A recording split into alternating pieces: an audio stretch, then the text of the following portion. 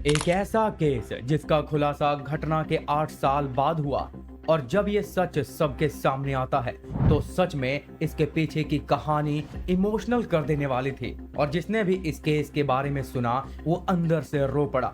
जी हाँ, हम बात कर रहे हैं रवि और शकुंतला मर्डर केस के बारे में।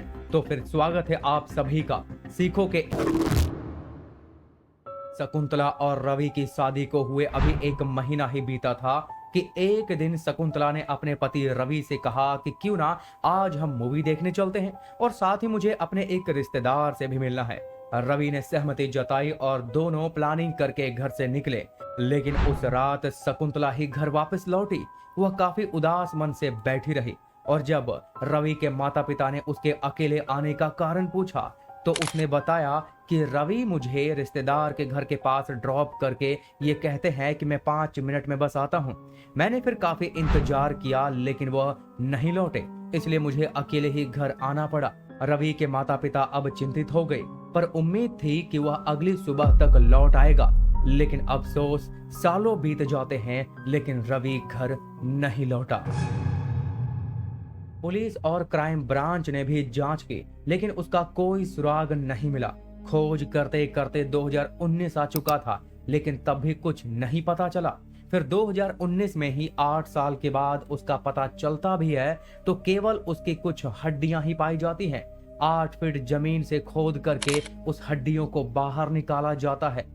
अब सवाल यहाँ पर ये उठता है कि आखिरकार उस दिन रवि के साथ क्या हुआ था और क्यों सीआईडी इन सालों तक सच्चाई का पता नहीं लगा पाई। तो फिर यहीं से ये कहानी फ्लैशबैक 2010 में चली जाती है। शकुंतला का परिवार राजस्थान के अलवर के पास एक छोटे से गांव में रहता था। उसके परिवार में माता पिता और उसका भाई राजू था।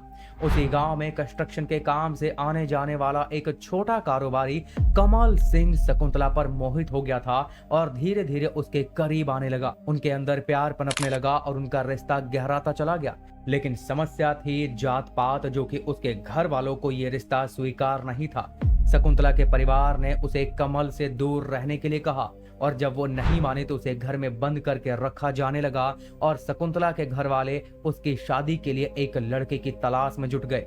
रवि, जो दिल्ली के कापस हेड़ा का रहने वाला था, उसकी शादी शकुंतला के साथ तय कर दी गई और वो उसी की बिरादरी का था। अब ये खबर सुनकर शकुंतला और कमल दोनों टूट गए पर कमल ने शकुंतला को रवि के साथ शादी कर लेने को कहा, लेकिन एक योजना के साथ कि शादी के बाद वह रवि के साथ किसी भी तरह का शारीरिक संबंध नहीं बनाएगी।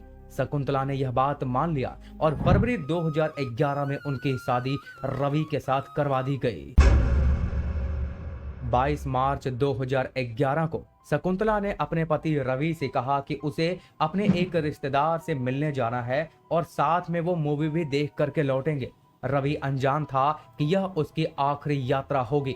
शाम को जब शकुंतला अकेले घर लौटी तो उसके पिता ने अगली सुबह तक का इंतजार किया लेकिन रवि तब भी नहीं लौटा। फिर पुलिस में मामला दर्ज किया गया लेकिन कोई सुराग नहीं मिला। शकुंतला ने पुलिस को वही कहानी सुनाई कि रवि रिश्तेदार के पास ड्रॉप करके चला गया था। पुलिस की जांच के बावजूद भी रवि का कोई पता नहीं चल पाया। समय बीतता गया, मामला ठंडा पड़ता गया। रवि के पिता ने न्यायालय का दरवाजा खटखटाया, जिसके बाद ये केस सीबीआई को सौंप दिया गया। जांच में शकुंतला और कमल की प्रेम कहानी फिर सामने आई लेकिन उन्हें शक के आधार पर गिरफ्तार नहीं किया जा सका क्योंकि उनके खिलाफ कोई ठोस सबूत नहीं थे। सीबीआई ने जांच जारी रखी और इस बार शक के आधार पर कमल और गणेश यानी कि कमल के ड्राइवर को हिरासत में ले लिया जाता है और उसके बाद ब्रेन मैपिंग टेस्ट का सहारा लिया गया और फिर सच सामने आ गया। कमल ने फिर कबूल किया कि जब उसकी शादी शकुंतला से नहीं हो सकी तो उसने हमराज फिल्म देख करके वहां से एक बहुत बड़ी योजना बनाई थी। 22 मार्च 2011 को जब रवि और शकुंतला यात्रा पर निकले थे यानी कि मूवी देखने के लिए निकले थे तो कमल और गणेश ने उन्हें रास्ते में रोक लिया। रवि को एक सुनसान स्थान पर लेकर जाकर उसका गला घोट कर उसकी हत्या कर दी, जिसके बाद उसके शव को टुकड़ों में बांटकर कुछ तो जंगलों में फेंक दिया गया था और जहां पर पर कंस्ट्रक्शन का काम हो रहा था वहां पर बाकी के हिस्से को दफन कर दिया गया था। और जब पुलिस ने वहां पर खुदाई की तो केवल वहां पर 25 हड्डियां ही मिली। और जब डीएनए परीक्षण किया गया तो वहां से पुष्टि हुई कि वो हड्डियां रवि की ही थी। कोर्ट में सबूत पेश किए गए और कमल, शकुंतला और गणेश को सजा सुना दी गई। यह कहानी सिर्फ एक हत्या नहीं थी बल्कि जातिवाद और सामाजिक का एक दबाव का नतीजा था, जिसका शिकार एक बेकसूर रवि हुआ और बूढ़े माँ बाप का एक सहारा छिन गया था। बाकी ये था हमारा आज का एपिसोड।